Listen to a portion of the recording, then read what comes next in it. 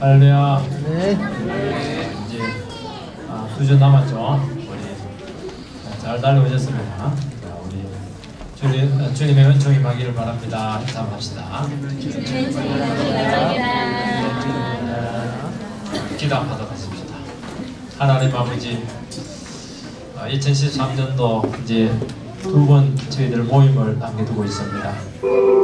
하나님께서 참 이 마지막까지 오게 하신 것도 은혜라고 생각이 되고, 우리에게 참 여러 열매로 응답해 주시고 또 공동체 가운데 많은 부어주심을 허락해 주신 것을 고백드립니다. 참 우리에게 겉으로 드러난 변화들은 없을지 모르겠지만 우리로 하여금 많은 부유함을 누리게 해주셨고 하나님을 알게 해주셨고 하늘의 부여로 저희들을 채워주신 것을 믿습니다. 우리의 미래가 더 복될 것을 저희들에게 소망으로 주심을 감사드립니다. 우리가 끝까지 우리 자신들을 바라보지 말고 주위 상황들 의식하지 말고 주님 안에서 이 참 존귀한 모습을 끝까지 유지하는 참 복되고 축복된 저희 모두가 되게 하여 주시옵소서. 예수님 이름으로 기도하옵나이다. 요한복음 15장 7절 8절 두 절 보겠습니다. 요한복음 15장 7절 8절입니다.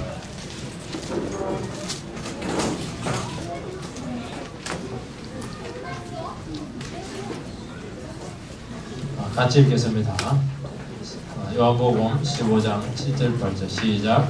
너희가 내 안에 거하고 내 말이 너희 안에 거하면 무엇이든지 원하는 대로 구하라. 그리하면 이루리라. 너희가 열매를 많이 맺으면 내 아버지께서 영광을 받으실 것이요 너희는 내 제자가 되리라. 오늘은 그 말씀과 열매 제목으로 전가도록 하겠습니다. 연기자의 기본은 이제 배역을 잘 소화해서 능숙하게 연기를 할 수 있어야 됩니다. 연기가 되기 위해서 가장 중요한 것은 자기 생각이나 틀을 과감하게 끼워서 다른 사람, 특히 극중의 배역의 인물로 자기 자신을 변신을 할 수 있어야 됩니다. 멋진 자기 자신의 외모를 가지고 있다고 해서 그걸 더 의식하면 안 되고, 또 청순한 이미지를 자꾸 고수하고 이렇게 하면 자기를 지키려고 하면 실감나는 연기가 나오지 않습니다. 자기를 망가뜨려야 됩니다. 요즘 보니까 망가뜨려서 히트치는 1994년 드라마가 아주 인기가 있더라고요. 망가뜨리니까 너의 새로운 그 연기의 세계에 들어가게 되고 인기도 끌기도 하고, 자기가 한번 거부가 돼야 자기 자아에서 노연하게 됩니다. 그러면서 이 사람도 되고 저 사람도 되고 자유함을 누리게 되는 것입니다. 그래서 행동이나 겉 연기만으로는 안 되고 나중에서는 덕의 정신, 사상, 감정까지 파고 들어갈 때 정말 자연스러우면서도 깊이 있고 실감나는 그런 연기를 할 수 있습니다. 저는 서울에 있을 때 선극을 한 10년 이상 썼습니다. 2편씩. 또 지도까지도 한 적이 있었는데, 이 선극은 또 세상의 그 드라마하고 좀 차이가 많습니다. 이 선극은 인간의 생각, 그 세상의 사상이 아니지 않습니까? 그래서 아무리 연기력이 뛰어나도 그 선극의 배역을 맡기면 이 연기가 나오지 않아요. 연기 자체가 성립이 되질 않습니다. 그래서 연기를 잘하시는 분들은 정말 하나님 말씀에 불 던지는 분들입니다. 영적으로 정말 변화된 이런 사람들이 좀 기술은 부족해도 연기를 잘 소화하는 것을 많이 보았습니다. 한번 대사를 해보세요. 이 말이 안 나온다는 게 공연하게 안 나왔어요. 나왔다는 겁니다. 안 나온다는 거예요. 안 된다는 게 절대로 안 된다는 겁니다. 왜냐하면 이 하나님의 마음, 성령의 마음으로 사로잡혀 성경적인 대사가 나오고 연기가 나오게 되는 겁니다. 혹시 특별한 경우가 있잖아요. 신앙이 참 어린데도 불구하고 연기를 좀 굉장히 깊이 있는 연기를 하시는 분들이 있더라고요. 가만히 보니까 그때만 특별히 성령이 강하게 역사를 했더라고요. 끝나고 나서는 또 본래 자리로 돌아가는 것을 보았습니다. 우리가 지난주에 이제 뭘 배웠냐니까 포도나무화와 이 가지, 그래서 많은 열매를 맺는 비결에 대해서 우리가 살펴보았습니다. 그래서 열매를 맺으려면 가지가 나무에 잘 붙어야 된다 하는 것이 지난주의 취지였죠. 오늘 이 본문 2절 말씀은 더 이상 비유가, 이때부터 이제 비유가 아닙니다. 이제는 비유가 아니고 훨씬 더 구체적으로 직접적으로 어떻게 열매를 맺어야 되는가 하는 것을 교훈하고 있습니다. 한마디로 표현하면 뭐냐, 하나님의 말씀에 완전히 사로잡혀야 실감나는 열매가 맺힐 수가 있다 하는 겁니다. 자기 부인하고 망가뜨리고 말씀이 온 인격의 지배를 받게 될 때 하늘의 능력이 열매로 막 나타나게 된다는 겁니다. 이게 요지입니다. 그리고 이런 식으로 열매를 맺게 되면 하나님의 큰 영광을 받게 되고, 이게 뭐냐, 제자도의 삶이다. 제자도는 말만으로 신앙 모양으로 되는 게 아니라는 겁니다. 이 열매가 맺혀야 된다는 것이, 하나님의 말씀에 사로잡혀서 열매가 나타나는, 이게 참된 제자도의 삶이다 하는 것이 오늘 말씀의 주제인 것입니다. 첫 번째는 이 말씀에 사로잡혀야 됩니다. 7절 말씀을 읽어보겠습니다. 너희가 내 안에 거하고 내 말이 너희 안에 거하면 무엇이든지 원하는 대로 구하라. 그리하면 이루리라. 말대로 본 말씀이죠. 너희가 내 안에 거하고 내 말이 너희 안에 거하면 똑같은 말입니다. 주님 안에 거한다는 것은 주님께 연합하는 것이고 그분에게 제한을 받는다는 것이라는 것을 우리가 지난주에 살폈습니다. 주님을 앞서지 않고 주님이 제시하신 범위 안에 살아가는 것입니다. 쉽게 말해서 주님께 붙들려 살아가는 것이 주님 안에 거하는 겁니다. 결국 이것은 이제 주님의 말씀 안에 거하는 것 같은 의미다. 똑같은 의미라는 것이죠. 이 거한다고 하는 것은 이 삶입니다. 삶 전체죠. 살아가는 겁니다. 한 번씩 기억하거나 한두 번 생각하는 거 이런 것이 아니고 살아야 돼요. 전 삶이 주님의 말씀 앞에 이루어지는 것입니다. 우리식으로 표현하면 온전히 말씀에 붙들려 살아가는 것이다 하는 겁니다. 이 하나님의 자녀들은요, 다른 것은 그렇게 안 해도 됩니다.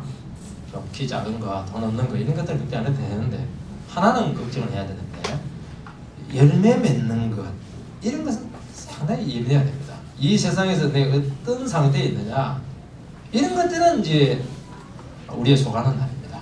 그러나 어떤 처지나 상태에서도 말씀은 놓치지 않아야 된다는 겁니다. 이 과거 이 왕들은 이 반란이 날 때 다른 것은 놓칠 수가 있습니다. 궁전을 빼앗기기도 하고 어떤 경우는 자기 사람들을 많이 잃기도 합니다. 권력을 드대로 잃기도 해요. 그렇지만 이 옥새는 끝까지 붙들고 있지 않습니까? 왜냐하니까 옥새는 왕권을 상징하고 그 정통성을 보장합니다. 아무리 반대해도 옥새 없으면 그 사람 정통 왕으로 인정되지 않기 때문입니다.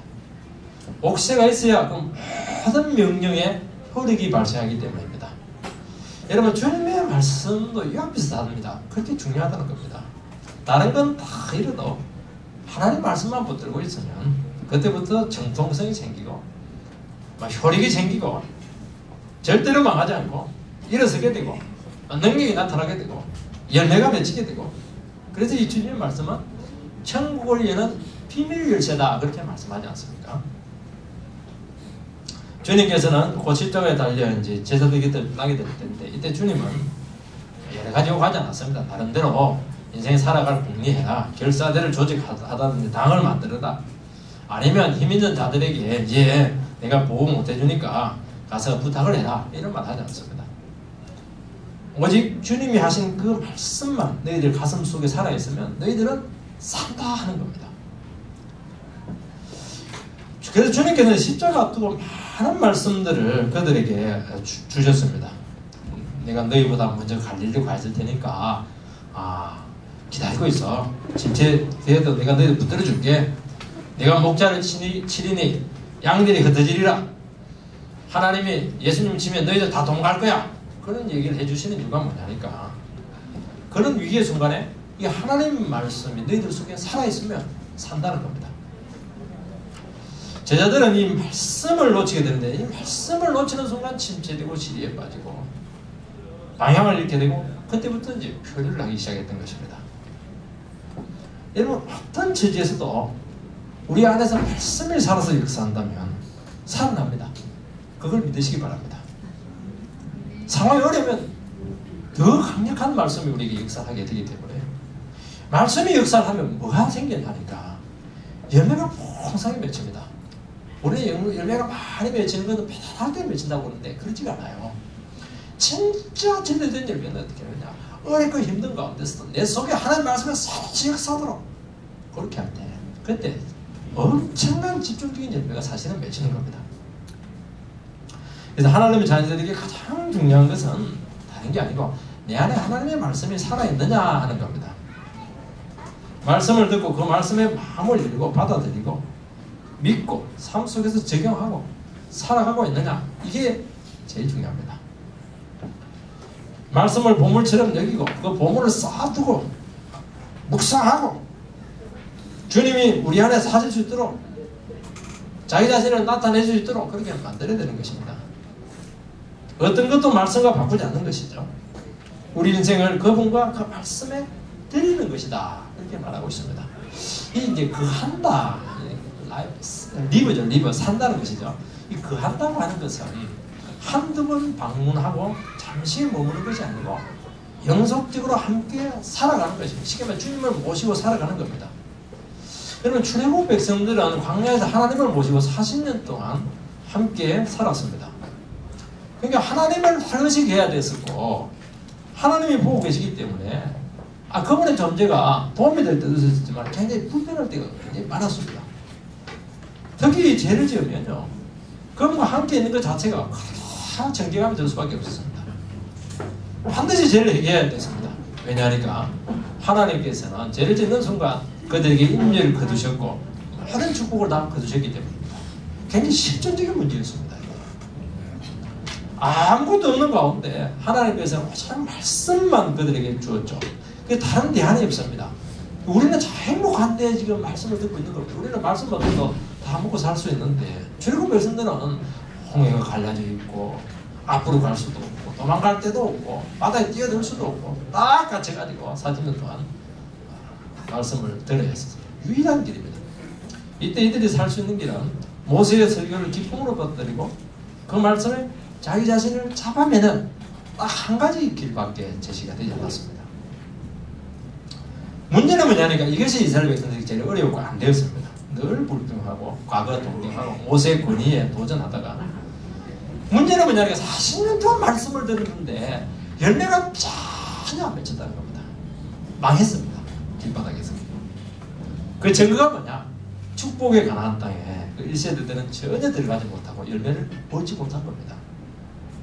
여러분, 부모를 모시는 것하고 자녀들이 부모님을 한두 번 찾아오는 것하고는 차이가 굉장히 큽니다. 부모 모시고 있는 그 자녀들은요, 괜히 친척들 가까이 와서 한두 와가지고 맛있는 거 사주고 뭐 위로해주고 하면 속 더 상해요. 평상시에 잘하지 말이죠. 한두 번 찾아와서는 얼마든지 잘할 수 있지 않습니까? 그런데 같이 살게 되면 문제가 완전히 다릅니다. 어른들을 섬겨야 되고 그분들을 의식해야 되고 은행을 조심해야 됩니다.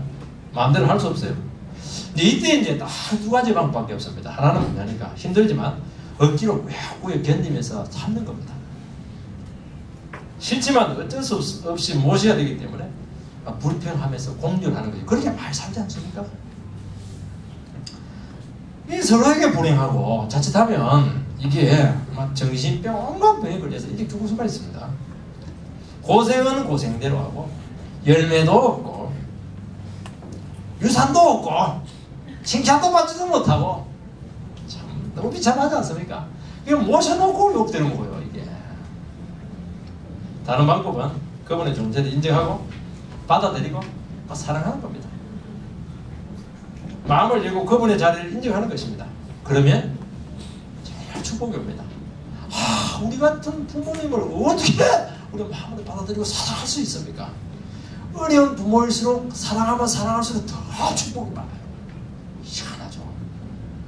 우리 부모님은 너무 좋은데요. 막 돈도 주고 막 조금 100원 주면 1000원 주고 이렇게 하니까 그건 누가 못 모셔요.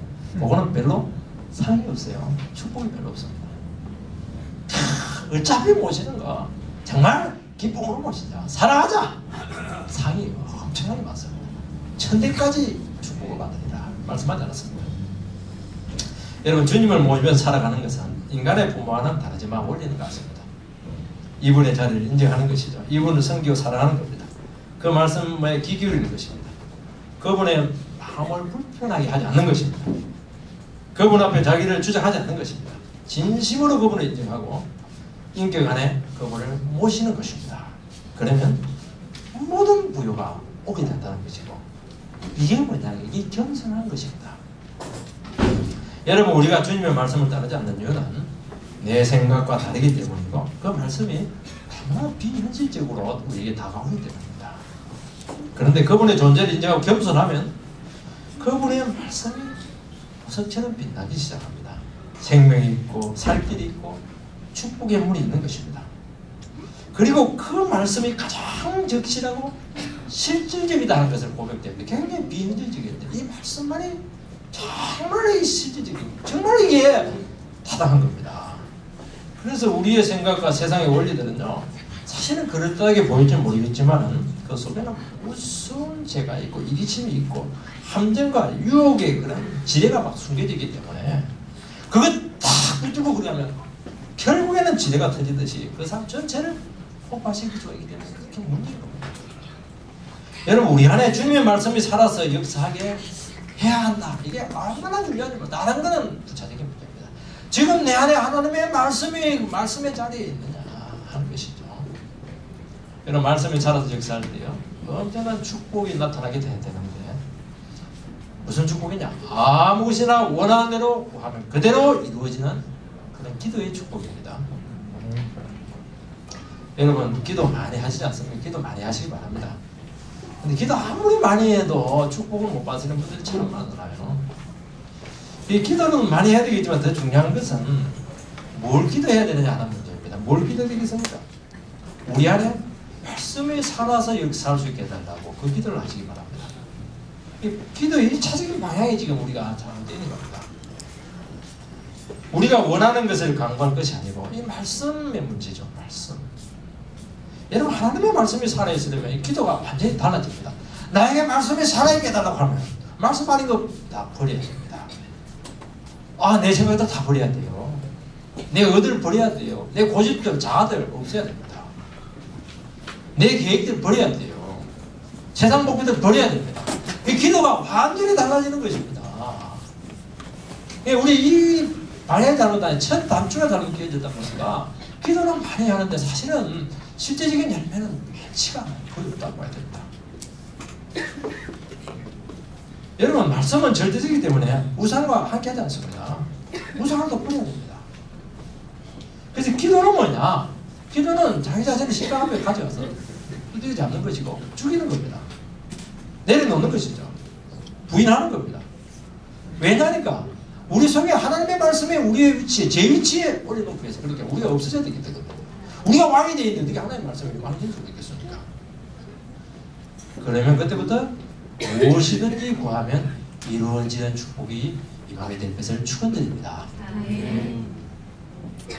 자기라는 것이 없어야 됩니다. 자기 생각, 자기 뜻, 자기 존재감. 교회 안에서도 자기 존재감 찾는 분들 많아요. 왜 없어요?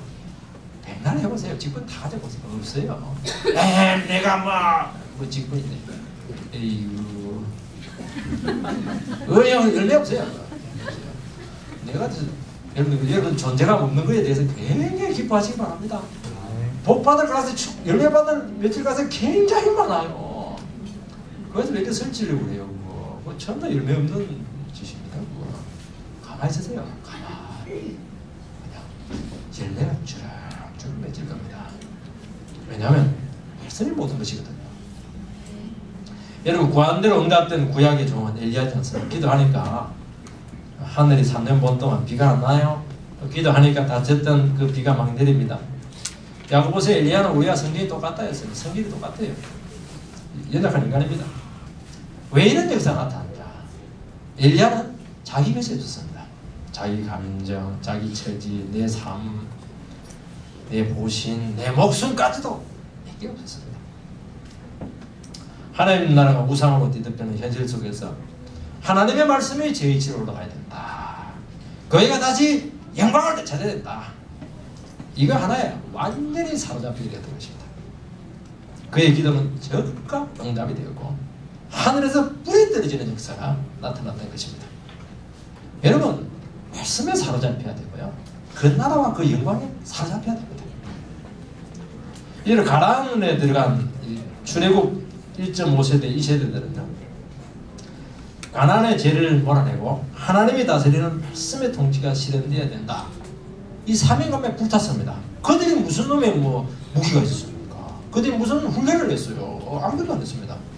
그런데 그들이 이 사명감에 불타서 말씀에 사로잡혀 끝을 가니까 예리고가 무너지고 해와 달이 멈추는 그런 위대한 역사들이 계속 나타나게 되었던 것입니다. 여러분, 신앙은 뭐냐? 신앙은 사로잡히는 겁니다. 말씀에 사로잡히는 것이고 하나님 나라에 사로잡히는 것입니다. 여러분, 사로잡히지 않으면 제대로 된 기도가 되질 않아요. 역사가 나타나지 않습니다. 사로잡혀야 돼요. 사로잡혀야 돼요. 저는 이 군대에 있을 때 기도를 했습니다. 우리 개척교회가 제자교회였는데 너무 약했습니다. 그래서 교회 옆으로 가게 해달라고 절대로 갈 수 없는 기도했는데 500명 중에서 딱 2명이 서울로 말린 것 같은데 교회 옆이었습니다. 그대로 되는 거예요. 그대로. 왜요? 교회 때문에 교회. 그리고 하나 더 기도를 했죠. 휴가는 3번 나오는데 3번 다. 한 번은 청소년 캠프 2주 잤어요. 그때는. 한 주는 어린이 캠프 쓰게 다 주세요.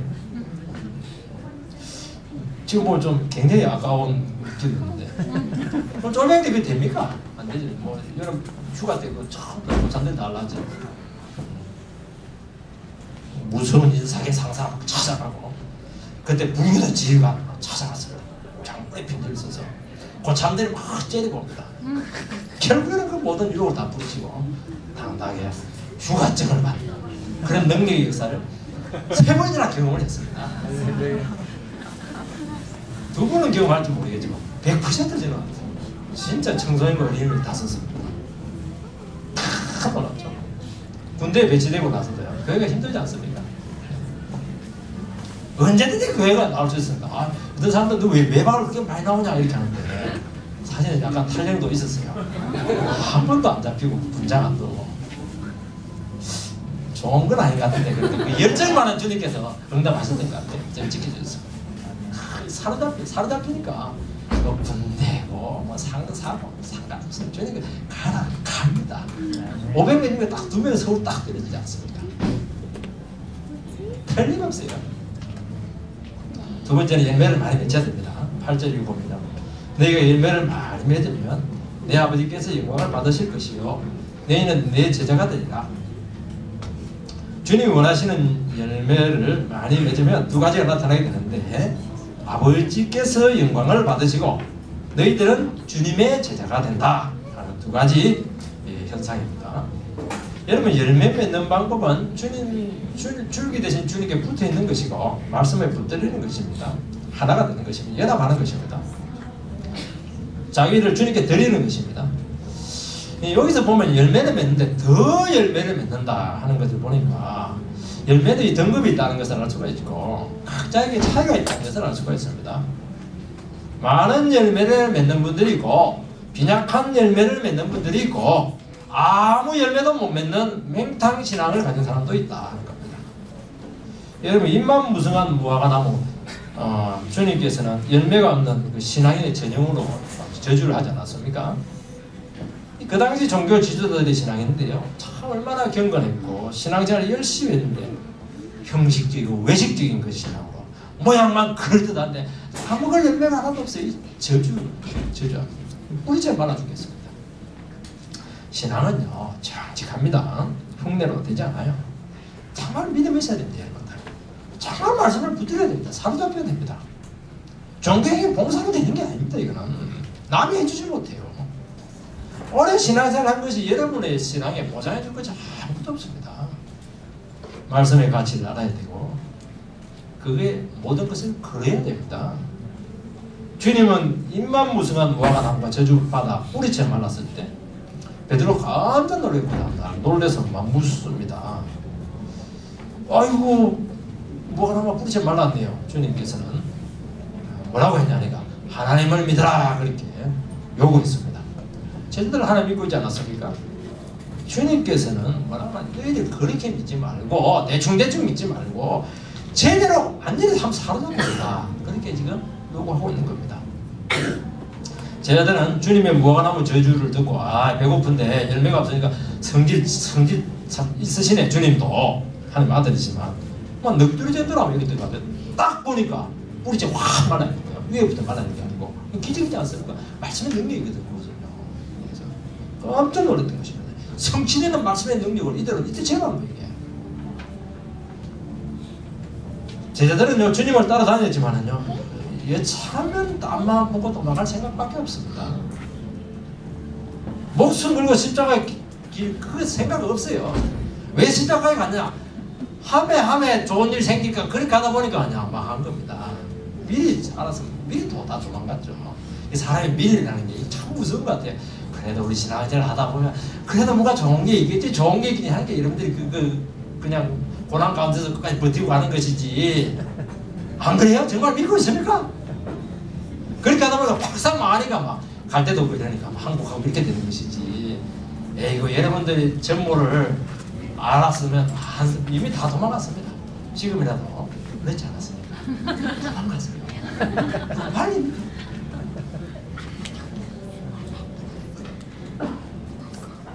세상과 끝까지 포기하지 않지 않았습니까? 주님께서는 그들에게 분명히 합니다. 하나님을 믿어라. 네. 종교 행위로 만족하지 말라는 거예요. 이게 그런 식으로 믿지 말라는 겁니다. 이는 많은 열매를 맺어라 이렇게 했는데 굉장히 발전적인 개념이지 않습니까? 열매는 여러분 고정된 게 아닙니다. 여러분 주님을 닮아가는 게 고정되어 있으면 그치 없지 않습니까? 하나님의 은혜는 통로로 사용되는 건 막 엄청나지 않습니까? 이거는 막 여러분 우리에게 주어진 열매의 그런 폭이라고 하나요? 이거는 정말 무한적인 세상은 무한정으로 있거든요. 아무리 지혜가 높아도 근데 하나님의 열매는 막 끝을 알 수가 없어요. 이게 여러분 우리가 말씀하셔서 누리는 이 신앙의 자유, 이 진정한 자유 이게 얼마나 엄청납니까? 이게 온 삶 전체를 그냥 완전히 그냥 새롭게 하지 않습니까? 다른 영혼을 주님의 사랑으로 사랑하는 거예요. 하나님 나라 확장에 위해 사용되는 거. 이를 바울하고 저하고 비교한다는 자체가 좀 미안치구나. 벌써 이게 벌써 말이 되지 않잖아요. 너무 당기는 거예요. 여러분 말씀을 많이 깨닫고 드러내는 것도 열매가 되는 것입니다. 도덕적으로 거룩을 추구하는 것도 열매가 되지 않습니까? 오늘 기독교가 신뢰를 못 받는 이유는 저는 우리 기독교인들이 일반 사람들보다 도덕성이 더 떨어지다고 생각하지 않아요. 물론 지금 목회자들 지금 치기 때문에 보통 비난을 많이 나가는데 그래도 훨씬 높아요. 문제는 뭐냐? 이게 더 추가하지 않는 거예요. 이게 더 깊이 올라가야 되는데 딱 멈춰버려요. 왜 멈췄습니까? 한명각을 붙잡고 있거든요. 여기서 요렇게는 뭔데 이게 나는 이만큼 그냥 도덕성이 높았으면 됐지 뭐 내만큼 사는 사람 어딘지 봐라. 자녀는 없긴 해요. 여러분 하나님의 말씀에 온전히 붙들려 서게 될 때요 끝이 없어요. 그래서요 주님께 붙어 있으리고 말씀에 붙들기 위해서 몸부림을 쳐야 되고 기도를 해야 되고 우리 자신의 삶을 열매 맺히는 쪽으로 조정을 하셔야 됩니다. 대단히 중요하죠. 여러분 세상적으로 열매를 많이 맺히는 쪽으로 방향을 잡으시지 마시기 바랍니다. 눈에 보이는 세상의 것을 얻으려고 헌신하는 것은 대단히 위험하다는 겁니다. 있는 자는 더 가질 것이요 없는 자는 그 있는 것까지 빼앗기리라. 참 섬찟하지 않습니까? 뭐가 있는 것 같아요. 근데 하나님 말씀을 그냥 이렇게 사로잡혀서 믿지 않아요. 나중에 보면 아무것도 없어요. 이 사람 있긴 해요. 껍데기만 있습니다. 의미 없어요. 알맹이가 하나도 없어요. 열매 없습니다. 아무것도 없어요. 근데 정말 하나님 말씀에 사로잡혀 있습니다. 나중에 보면 좋은 건 다 가지고 왜요? 하나님도 열매지 않습니까? 말씀의 열매를 창출해내거든요. 여러분 돈이 열매를 창출해낸다고 그렇게 하는데 공부가 열매를 창출한다고 그러는데 그렇지 않아요. 여러분 말씀의 열매를 창출해내는 겁니다.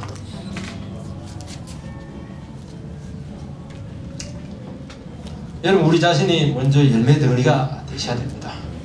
물론 이 세상은 세상적인 열매나 우리의 힘으로 맺힌 것이 아니라 주님이 주신 것이죠.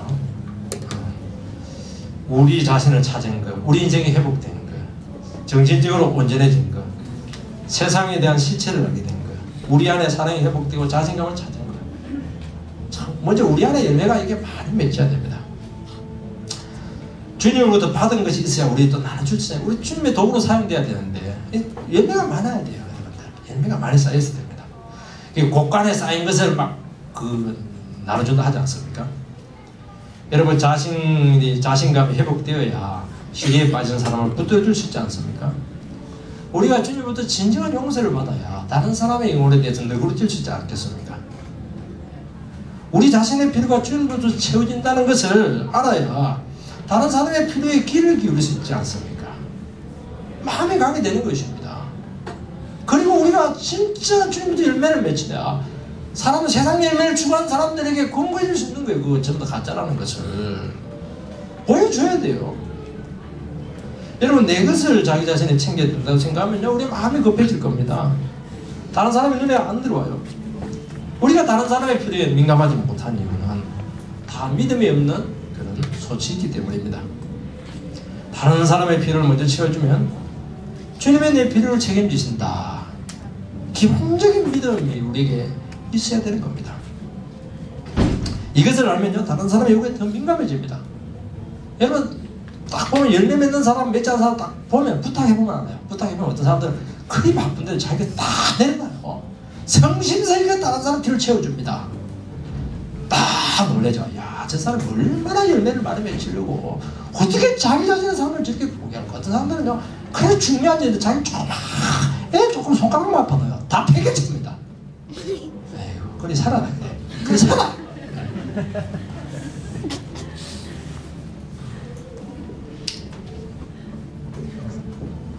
다른 사람을 붙어줄 때 우리 영혼이 살지 않습니까?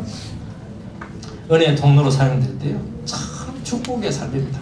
여러분들이 다른 사람의 나의 필요를 요구한다는 것만큼 복된 게 없는 거예요. 저는 목회자가 되고 좀 나이가 들고 이렇게 하면서요, 참 복된 게 뭘까? 내 원하는 것만 실컷 공부하고 막 실컷 원하는 일을 하는 거. 에이, 그냥 하고 다니고 열매 없어요. 네가 하는데 그거 네가 알아서 네가 책임져라. 저는 그래 하지 않겠어요?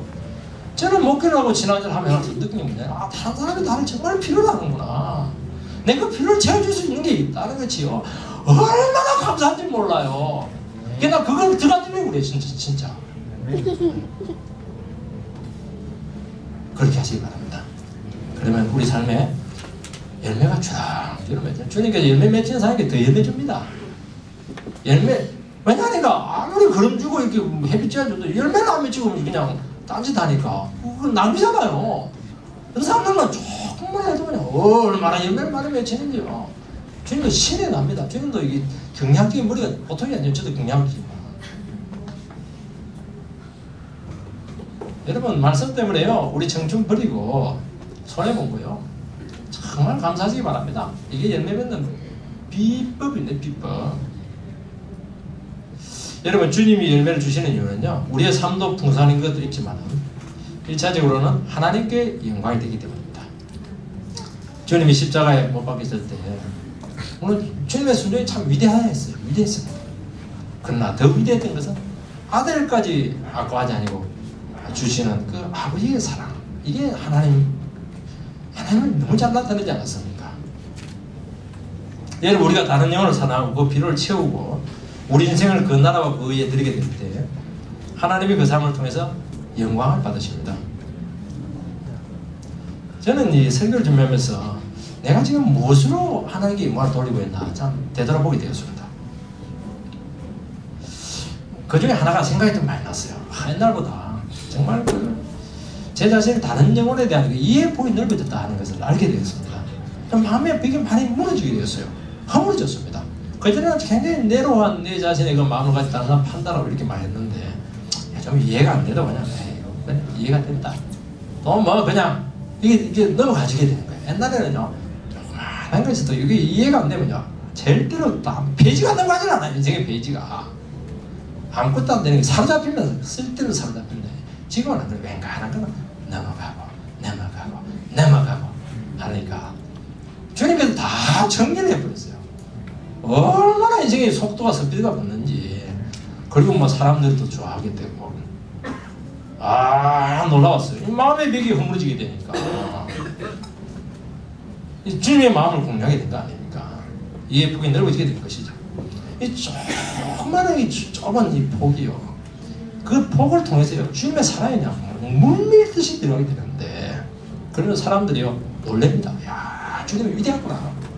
제가 위대한 게 아니고 주님을 믿는 주님께 사용되는 그게 놀라운 것이에요. 주님의 사랑이 그 좁은 틈이요 하나님 은혜가 막 들어가는요 그냥 이쁩니다. 얼마나 들어가는지 몰라요. 조금 이해를 해보세요.